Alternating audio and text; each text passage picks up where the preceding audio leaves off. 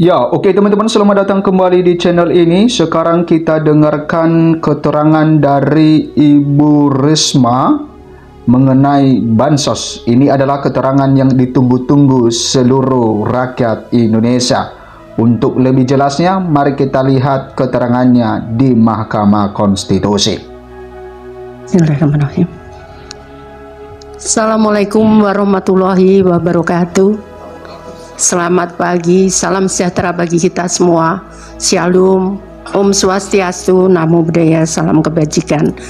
Jadi kalau kita bandingkan anggaran tahun 2023 dan 2024, tadi sudah kami sampaikan bahwa anggaran kami turun dari 87 triliun 275 miliar 374 juta 140 ribu turun menjadi 79 triliun 214 miliar 83 juta 464 ribu rupiah. Hal ini karena belanja BLT El Nino keluar dari bantuan di 2024 dengan rincian sebagai tertera di atas. Adapun belanja bansos Kementerian Sosial tahun 2023 dan 2024, bantuan sosial 2023 PKH atau program keluarga harapan itu sebesar 10 juta KPM dengan pagu 28 triliun 709 miliar 816 juta 300 ribu rupiah. Ini tetap di 2024 tetap 10 juta targetnya, namun realisasinya tidak bisa persis sama 10 juta karena begitu saya netapkan hari ini dengan data, tiap bulan kami perbaiki data karena ada yang meninggal, ada yang lahir, ada yang pindah, sehingga kami harus menetapkan tiap bulan. Karena kalau sesuai Undang-Undang 13/2011 itu 1 tahun 2 kali, maka kami sudah terlambat karena yang meninggal sudah banyak, kemudian yang lahir juga banyak, sehingga kami rubah sekarang ini tiap bulan kami menetapkan data penerima bantuan sosial. Yang kedua adalah kartu sembako. Targetnya adalah 18,8 juta KPM dengan dana 45 triliun 120 miliar rupiah. Sama di 2024 itu program sembako 18 dengan target yang sama 18,8 juta KPM, salur datanya adalah 18,62. Tadi sama, tidak bisa persis sama karena di saat proses ada perubahan-perubahan. Nah, kemudian tahun 2023 ada BLT El Nino dan ini sudah disetujui oleh DPR melalui kesimpulan rapat kerja di Komisi 8 DPR RI dengan Menteri Sosial masa persidangan 2 tahun sidang 2023-2024 Selasa 7 November 2023. Dan ini harus selesai pada bulan Desember karena anggaran tahun 2023 dan saat turun adalah di bulan November. Kemudian bantuan sosial lainnya adalah bantuan untuk gagal ginjal akut untuk 326 orang dengan nilai total 17 miliar 520 juta. Kemudian atipikal atau GGPA itu terdiri dari ini program permakanan untuk lansia 100.000 orang sebesar 552 miliar rupiah. Kemudian permakanan untuk disabilitas ini polanya adalah diserahkan kepada kelompok masyarakat, bisa RW tergantung wilayahnya. Kalau jumlah penduduknya sedikit bisa di kelurahan, dikelola oleh masyarakat, mereka yang memasakkan dan setiap hari mereka menyerahkan kepada penerima manfaat. Kemudian untuk rehabilitasi sosial, jadi atensi untuk anak yatim piatu sebesar 378.755 orang atau 454 miliar 506 juta. Kemudian atensi untuk lansia, ini terutama untuk menolong lansia-lansia yang tiba-tiba sakit, tidak ada yang merawat, maka kami tangani dengan program ini. Kemudian atensi untuk anak, demikian pula untuk anak ada kadang harus menutup biaya sekolah, kadang juga menutup kebutuhan gizi dan sebagainya. Kemudian atensi untuk penyandang disabilitas, ini bantuan kursi roda dan sebagainya. Kemudian atensi untuk korban bencana, jadi kami memberikan bantuan korban bencana untuk meninggal sebesar 15 juta. Kemudian atensi untuk kelompok rentan dan alat bantu aksesibilitas untuk penyandang disabilitas, serta untuk atensi korban penyalahgunaan nafsa dan ODIF sebesar 10.000 orang dengan nilai 1.706.250.000. Kemudian pemberdayaan komunitas adat terpencil itu yang berada di terdepan perbatasan negara, kemudian terpencil di tengah hutan sebesar 2.847 KK atau setara dengan 50.860.000.000 rupiah. Kemudian rumah sederhana terpadu atau perbaikan perumahan untuk 7.500 KPM ini di 2023. Untuk 2024 target volumenya hampir sama, hanya tidak ada untuk El Nino, tidak ada gagal ginjal akut. Namun ini ada beberapa, tadi sudah saya sampaikan, ini baru beberapa 6 bulan, jadi untuk permakanan sudah saya sampaikan ke Bu Menkyu. Jadi total anggaran adalah di 2024 75 triliun 616 miliar, sedangkan realisasi 25 triliun 340 miliar rupiah atau 33,61%. Jadi Bapak yang mulia, perlu kami sampaikan bahwa kami memberikan itu memang tidak boleh terlambat, karena kalau orang miskin itu dia bisa survive kadang 1 bulan, mereka tidak bisa memakan sampai 1 bulan, makanya kadang kartunya ada yang digadaikan untuk menyambung sisa hidup mereka, sehingga kami sangat disiplin, tidak boleh terlambat untuk menyalurkan. Kemudian kalau kami bisa jelaskan bansos sembako dan PKH ini adalah, jadi untuk PKH murni, jadi yang murni nerima hanya 1 bantuan PKH, karena boleh diaturannya mereka boleh menerima 2. Ini terutama yang kondisinya berat, di situ ada disabilitas di dalam keluarga itu ada, kemudian atau mereka anak yatim, itu mereka bisa menerima 2 bantuan. Nah, untuk PKH murni itu ada 2.553.000 penerima manfaat atau KPM. Kemudian ada irisan yang tadi kami jelaskan, ada 2, dia menerima PKH dan mereka menerima sembako itu 7.426.249 KPM. Kemudian yang sembako murni mereka menerima 11 juta, jadi hanya menerima sembako saja 11.373.751 KPM dengan targetnya 18 juta. Jadi karena kena irisan sehingga hanya 11 ditambah 7 juta ini. Totalnya adalah 21.353.000 keluarga penerima manfaat. Kemudian proses penyaluran bansos, karena kami dasarkan pada Perpres nomor 63 tahun 2017 tentang penyaluran bantuan sosial secara non tunai pasal 3, bahwa kami menyampaikan ke Kementerian Keuangan untuk proses permintaan pembayaran melalui rekening Kemenkyu kemudian menyalurkan kepada rekening penyalur. Ini ada Bank Himbara dan ada PT Pos.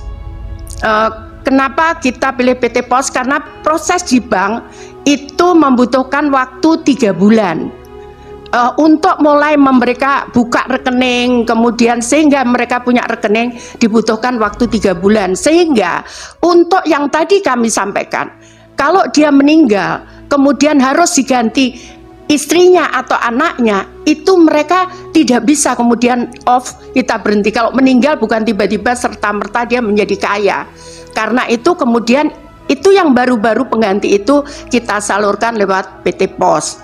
Ini kesepakatan dengan Wakil Menteri BUMN karena bank tidak bisa menerbitkan di bawah 2 juta, di bawah 3 bulan. Kemudian langsung masuk ke rekening KPM. Jadi bukan kita serahkan,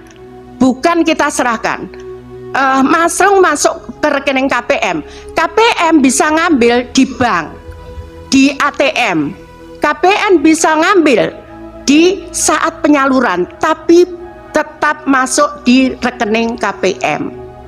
Jadi ini bukan kita berikan uang cash langsung. Tidak bisa seperti itu karena kami dasarnya adalah Perpres nomor 63 tahun 2017. Jadi langsung ke rekening, kemudian dia bisa mengambil, bisa lewat ATM, bisa lewat ini kami sangat bermanfaat karena di beberapa daerah terpencil kadang mereka tidak ada ATM di sana, tidak ada bank di sana. Sehingga PT POS yang menyalurkan mereka datang ke tempat tersebut, tapi masuk ke rekening itu, ke rekening KPM. Demikian kira-kira Bapak yang mulia, Bapak Ibu dan para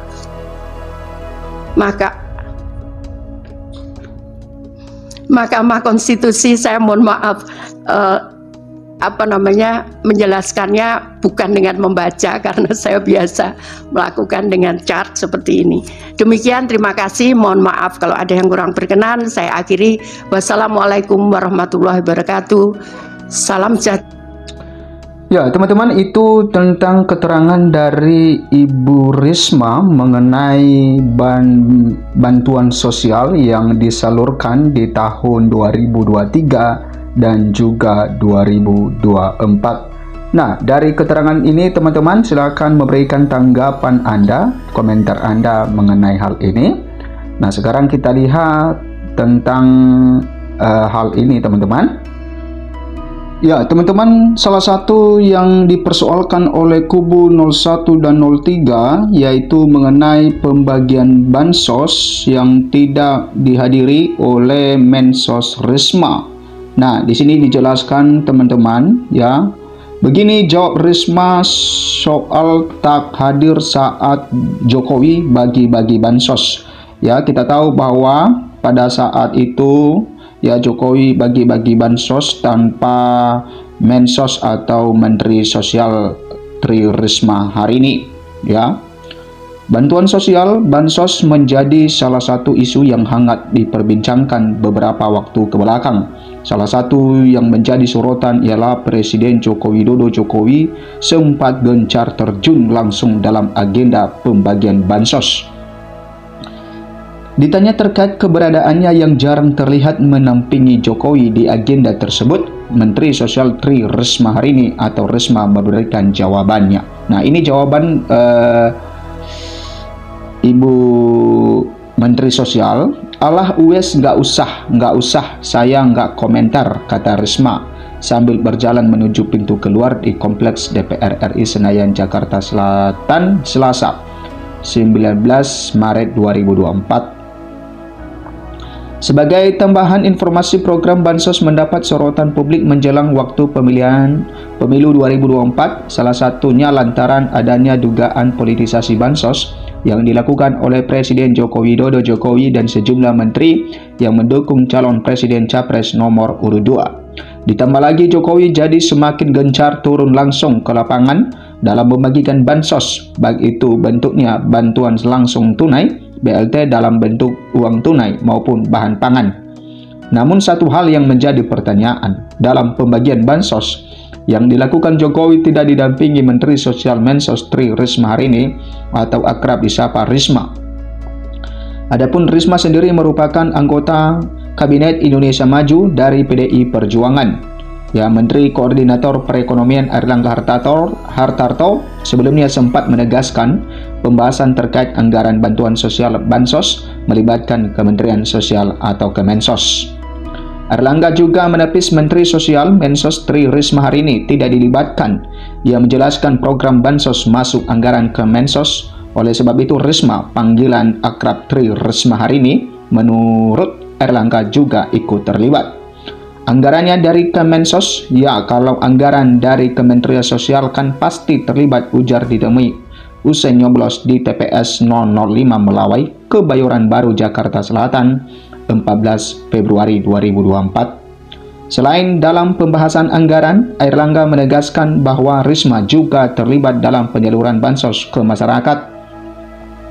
Ya, kalau anggarannya terlibat, ya pasti terlibat penyaluran, kan anggaran posnya di situ, ujarnya. Nah, hal senada juga sempat disampaikan oleh Koordinator Staf Khusus Presiden Ari Dwi Payana. Menurut Ari, Mensos tidak menerbigi lantaran terkait dengan cadangan pangan ada Bulog dan Badan Pangan, termasuk mengecek keberadaan pangan di setiap daerah. Jadi yang diajak yang terkait dengan itu nggak ada status kepartaian, tegas Ari Dwi Payana di Kementerian Sekretaris Negara Jakarta, Senin 29 Januari 2024. Nah, itu teman-teman yang dipermasalahkan tentang bansos ini, ya.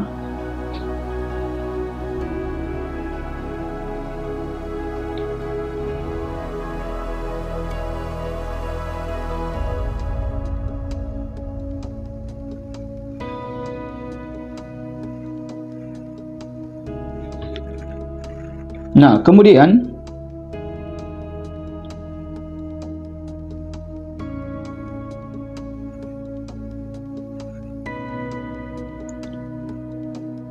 ya, momen Mensos Risma jawab pertanyaan Hakim MK soal penyaluran Bansos 2023 mundur. Menteri Sosial Mensos Tri Risma hari ini menjelaskan terkait pembagian bantuan sosial atau Bansos 2023 kepada masyarakat yang berhak menerimanya agar mundur.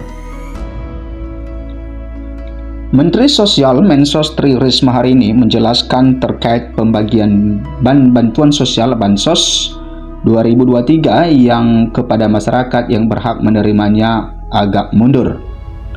Hal ini disampaikan dalam sidang lanjutan sengketa Pilpres di Mahkamah Konstitusi atau MK.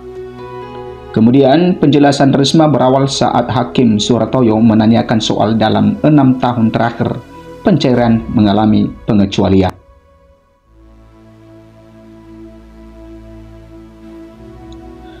Nah, kalau yang berkaitan dengan 6 tahun terakhir pelaksanaan atau pencairan di Januari sampai Februari aja tadi Bu, tapi di 2023 mengalami pengecualian, ada koordinasi dengan perbankan, tadi maksudnya apa? Tanya Hakim Suhartoyo dalam ruang sidang MK Jakarta Jumat 5 April 2024. Jadi begini Bapak, setelah kita dalami kan kenapa penyerapan itu kecil. Nah, ternyata ada yang daerah misalnya kayak Aceh itu dia harus nyebrang orang itu karena tidak ada ATM pos sehingga dia harus nyebrang. Nah, mereka itu menyeberangnya yang diterima itu paling banyak 450.000. Nyebrangnya itu butuh 600.000. Sehingga kemudian mereka tidak ambil karena atau diambil di akhir tahun karena nggak sesuai. Nah, ya begitu jawab Risma. Kemudian ia menyebut ada lagi yang bank seperti daerah Bali, yakni ada di daerah di mana bank BTN itu tidak ada di kabupaten tersebut. Sehingga dia butuh membayar transport untuk mengambil di bank itu di kabupaten yang lain itu lebih banyak daripada yang dia terima. Nah, itu yang kemudian kita rapatkan dengan Peimbara yang tadi saya sampaikan ada Pak Wamen BUMN datang untuk bagaimana ini. Jadi kami pindah bank, yang bisa bank apa di situ. Kami pindah bank, kita ganti banknya. Kemudian ini bagaimana ada penyerapan 3 bulan. Itu kenapa nggak bisa yang baru jelasnya. Jadi misalkan bapaknya ini kita ganti dengan nama anaknya penerima. Itu bank tidak bisa serta-merta menggantikan nama ini. butuh waktu 3 bulan untuk sampai jadi rekening itu. Akhirnya kemudian disepakati. Di situ ada seluruh bank kemarin rapat dengan kami di seluruh bank sambungnya. Nah, sehingga disepakatilah untuk penerima baru itu disalurkan melalui PT Pos. Karena PT Pos bisa 1 minggu untuk bisa keluarkan rekening itu. Sehingga saat itulah yang dibutuhkan. Nah, masalah yang kedua adalah beberapa temuan BPK. Kita juga nggak berani melangkah itu. Contohnya misalkan ditemukan oleh BPK itu PNS itu penerima. Nah, kami butuh waktu. Apa iya dia PNS betul atau bukan itu? Jadi itu salah satu kenapa 2023 itu agak mundur jadi temuan itu paparnya. Ada yang mohon maaf, dia masuk di datanya AHU. AHU itu di Kementerian Kumham. Dia di situ ditulis sebagai komisaris perusahaan A. Tapi ternyata setelah kita cek lapangan, dia hanya cleaning service sambungnya.